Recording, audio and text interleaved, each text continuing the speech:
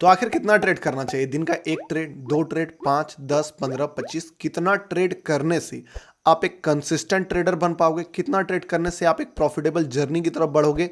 और कितना ट्रेड करना आपके ट्रेडिंग करियर के लिए बेनिफिशियल होने वाला है? कंप्लीट इंफॉर्मेशन दूंगा। पावर ऑफ स्टॉक से इसका क्या कनेक्शन है वो भी जानने को मिलेगा आपको इस वीडियो में। ट्रेडिंग का एक बहुत इंपॉर्टेंट एस्पेक्ट आज इस वीडियो में मैं टच करने वाला हूं, इसलिए वीडियो का एक भी पार्ट भूल से भी मिस मत करना। डेली एनालिसिस रोज देखते हैं, उसके बावजूद 10 ट्रेड होता है ना, क्यों होता है, क्या करना सही है, सब कुछ इस वीडियो में बताऊंगा। वीडियो में बने रहो। तो ये वीडियो देखने के बाद आप कितना कमाओगे वो अलग मैटर है, बट बहुत पैसा आपका बचने वाला है, पहला पॉइंट। दूसरा, जो पैसा आपका ब्रोकर ले जा रहा है उस पैसे पे भी कंट्रोल होगा कि आप मार्केट से 1000 रुपया कमा के लाए और आपके हाथ में 100 रुपया बचा, जैसे कि इस कमेंट में आप देख सकते हो। तो ऐसे लोगों के लिए बहुत इंपॉर्टेंट होने वाला है वीडियो। अब देखो, दिन का कितना ट्रेड करना चाहिए ये पूरा डिपेंड करता है आपके ट्रेडिंग स्टाइल पे, आप किस टाइप का टाइम फ्रेम में ट्रेड करते हो। हर टाइप का ट्रेडिंग हो, चाहे वो स्कैल्पिंग हो, चाहे वो ऑप्शन बाइंग हो, चाहे वो ऑप्शन सेलिंग हो, चाहे स्टॉक में आप इंट्राडे करते हो, हर ट्रेडर के लिए कैसा माइंडसेट होना चाहिए और कितना ट्रेड उनका होना चाहिए, सारा कुछ डिफाइन करके दिया हुआ है। बहुत नॉलेज मिलने वाला है। तो देखो, सबसे पहले चीज क्या है कि कितने तरह के रूल्स होते हैं इस फील्ड में। तो सबसे पहला रूल जो है वो है टाइम जोन रूल। बहुत सारे ट्रेडर इस चीज को फॉलो करते हैं कि वो एक टाइम जोन बना लेते हैं कि 9 से 10 ही ट्रेड करेंगे। कोई बोलते हैं कि 12 बजे के बाद मोमेंटम आता है तो वो 12 बजे बाद ही ट्रेड करते हैं। उसी टाइप से है आरपीडी रूल, यानी कि रिस्क पर डे रूल। आप दिन का कितना रिस्क लेना चाहते हो, 5 के रिस्क लेना चाहते हो, 10 के रिस्क लेना चाहते हो, इस हिसाब से आप ट्रेडिंग में कितने ट्रेड का रूल आप बना सकते हो। तीसरा है 3 ट्रेड रूल। ये रूल सुभाषिस भाई का पावर ऑफ स्टॉक जो चैनल है उनका है, बहुत पावरफुल रूल है। और चौथा है स्ट्रेटजी रूल। ये सारा रूल अभी आपको सिर्फ बताया है मैंने, बट किस सिचुएशन में कैसे यूज करोगे और कौन सा रूल कहां अप्लाई होगा ये अभी आगे वीडियो में आपको देखने को मिलेगा। तो देखो, जैसे कि यहां पे हम लोग देख सकते हैं सिचुएशन। अगर आप एक ऑप्शन ट्रेडर हो, बैंक निफ्टी ऑप्शन ट्रेड करते हो, चाहे बाय करते हो चाहे सेल करते हो, आप फ्यूचर भी आप इसमें इंक्लूड कर सकते हो कि आप एक फ्यूचर ट्रेडर भी हो तो भी ये लागू होता है। या फिर आप एक स्टॉक ट्रेडर हो, आपके लिए भी रूल है भाई, तीनों देख सकते हो आप यहाँ पे, पहला, दूसरा, तीसरा। और तीसरा स्कैल्पर के लिए कौन सा रूल है। तो ये तीनों पॉइंट को टच करने से पहले आपका वाई क्लियर होना चाहिए, क्योंकि बहुत सारे लोगों का वाई गलत है। अभी देखो क्या आपको समझ में आएगा यहाँ पे। वाई मल्टीपल ट्रेड्स, आप क्यों ट्रेड लेना चाहते हो मल्टीपल? आपको लग रहा है कि मल्टीपल ट्रेड आपको नीड है कि मैं 3 ट्रेड लूं या 10 ट्रेड लूं या 5 ट्रेड लूं या एक ही ट्रेड लूं। आज भी एक ट्रेडर से मेरी बात हुई तो वो बोल रहे थे कि दिन का 1 ट्रेड लेना चाहिए कि 2 ट्रेड लेना चाहिए। तो कहने का मतलब है कि दिन में अगर आपको 5 ट्रेड ही लेने का मन कर रहा है तो क्यों लेने का मन कर रहा है, क्या इसका नीड है? पहला है, हो सकता है आपका जेन्युइन रीजन हो, रियली आप इस चीज को नीड करते हो कि आपका एक ट्रेड लिया जिसमें से 1000 का आपका स्टॉप लॉस था और 3000 का टारगेट था। मान लो स्टॉप लॉस हिट हो गया, अब आप एक ट्रेड से बाहर हो चुके हो। अब आप अगर ट्रेड में एंटर कर रहे हो तो अब तो समझ में आ रहा है। पर अगर आपने एक ट्रेड लिया और आपका स्टॉप लॉस हिट भी नहीं हुआ या आपका टारगेट हिट होने से पहले ही आप एग्जिट कर गए, मान लो 3000 का टारगेट था, आप 500 में ही एग्जिट कर गए या आप 1500 कमा के एग्जिट कर गए, तो फिर आप अगर ज्यादा ट्रेड ले रहे हो तो फिर कोई लॉजिक नहीं बनता। आप एक ट्रेड को पहले प्रॉपरली होल्ड करना सीखो, क्योंकि ट्रेड, 2 ट्रेड, 3 ट्रेड, जो भी जेन्युइन रूल मैं बताने वाला हूं वो तभी एप्लीकेबल होगा जब आपका ट्रेडिंग एक डिसिप्लिन्ड वे में होगा। अगर आप टारगेट से पहले निकल जा रहे हो, स्टॉप लॉस से पहले निकल जा रहे हो, तो फिर आप कितना भी ट्रेड कर लो आपका साइकोलॉजी खराब होगा।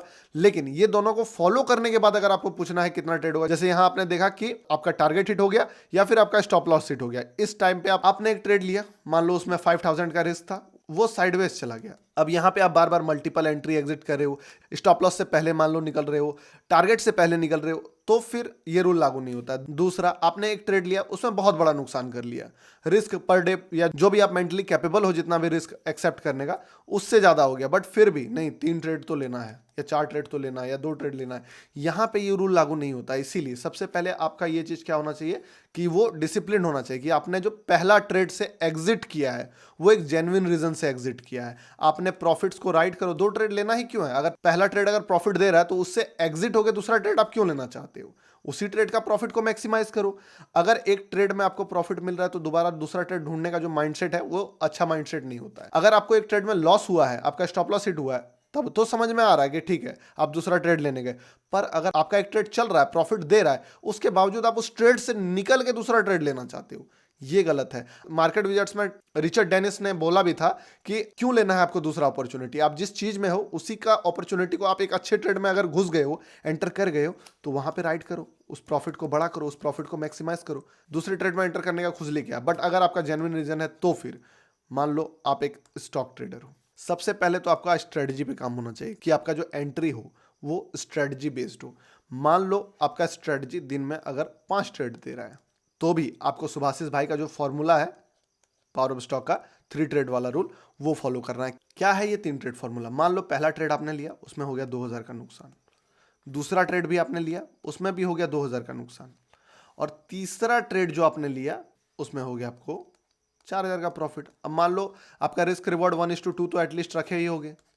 तो अगर आप बढ़िया रिस्क रिवॉर्ड में काम करोगे तो टोटल ओवरऑल रिजल्ट क्या हो गया? 0। आप ब्रेक इवन में आ गए थोड़ा मोड़ा चार्जेस लेके, और अगर रिस्क रिवॉर्ड और अच्छा है तो आप प्रॉफिट में आ गए। तो ये फॉर्मूला बहुत ही अच्छा है। अब अगर इस फॉर्मूले के साथ मान लो पहला ट्रेड हो गया आपको 2000 का लॉस, दूसरा ट्रेड हो गया 2000 का लॉस, एंड तीसरा ट्रेड भी हो गया आपको 2000 का लॉस, तो इस फॉर्मूले में क्या हुआ कि आपको 6000 का लॉस हो गया। तो अगर आप चौथा ट्रेड लोगे और आपका रिस्क रिवॉर्ड रेशियो 1:2 भी है तो प्रॉफिट कितना का आएगा? 4000 का। तो अगर 4000 प्रॉफिट भी हो जाए -6000 में, फिर भी आप 2000 के लॉस में रहोगे। यानी कि इस दिन 3 लॉस होने के बाद आपका ट्रेड करना बेकार है पोजीशन को प्रॉफिट में लाने के लिए। तब आपको 4 5 6 ट्रेड लेना होगा, फिर से आपका लूजिंग स्ट्रीक हो सकता है आ जाए। तो 3 ट्रेड के बाद आपको ट्रेड नहीं लेना है इस सिचुएशन में। तीसरा ट्रेड भी अगर चल गया तो आप प्रॉफिटेबल हो जाओगे, लेकिन अगर तीसरा ट्रेड भी फेल हो गया देन आपका सिस्टम बंद हो जाना चाहिए। बहुत अच्छा रूल है, और अगर आप एक स्टॉक ट्रेडर हो तो ये रूल को तो आपको फॉलो करना ही चाहिए। तो अगर आप एक स्कैल्पर हो तो आपको risk per day RPD rule को फॉलो करना चाहिए, क्योंकि हो सकता है आप एक ट्रेड में एंटर किए और वहां पे आपको ना प्रॉफिट हुआ ना लॉस हुआ, आप तुरंत एग्जिट कर गए, क्योंकि आपका तुरंत का काम होता है स्कैल्पिंग में। या फिर ट्रेड नहीं चला फिर भी आप एग्जिट कर गए, थोड़ा सा माइनर सा लॉस हुआ, आप मान लो 10K का लॉस समझ के आए थे, 2K का लॉस हुआ। यहां पे आपको जब तक आपका 10K का लॉस है तब तक आप ट्रेड कर सकते हो।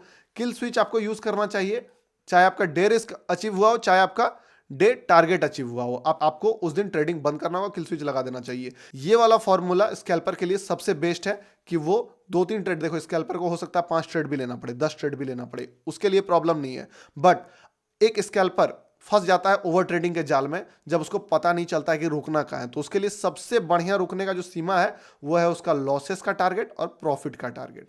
मान लो आपका लॉसेस का टारगेट 10K है, तो जैसे ही 8 9 10 हो आपको बंद कर देना है ट्रेडिंग, उसके बाद आपको ट्रेड नहीं करना। चाहे 5 ट्रेड हो, 7 ट्रेड हो, 10 ट्रेड हो, आप मल्टीपल ट्रेड होगा, एक स्कैल्पर का बहुत ट्रेड होगा, उसमें कोई प्रॉब्लम नहीं है। बट इस रूल को कभी भी उनको ब्रेक नहीं करना है, क्योंकि यहीं पे अगर ये रूल को उन्होंने ब्रेक किया तो फिर मार्केट में उन्हें नुकसान हो सकता है, भारी नुकसान झेलना पड़ सकता है। तो स्कैल्पर के लिए तो ये रूल भैया सबसे बेस्ट है। और अब बात करते हैं एक ऑप्शन ट्रेडर के लिए।